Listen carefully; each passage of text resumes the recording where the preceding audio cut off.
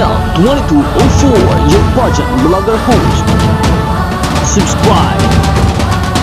Miss Universe Philippines Quezon Province Atisa Manalo Swimsuit Performance.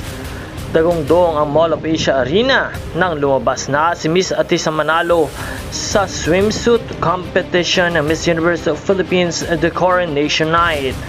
Maganda and flawless ang performance na ibinigay ni Miss Quezon Province, kaya naman lalong hinangaan nito ng mga manonood.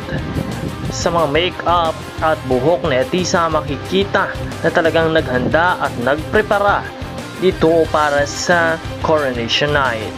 Maraming salamat sa iyong panonood at maraming salamat sa iyong pag-subscribe.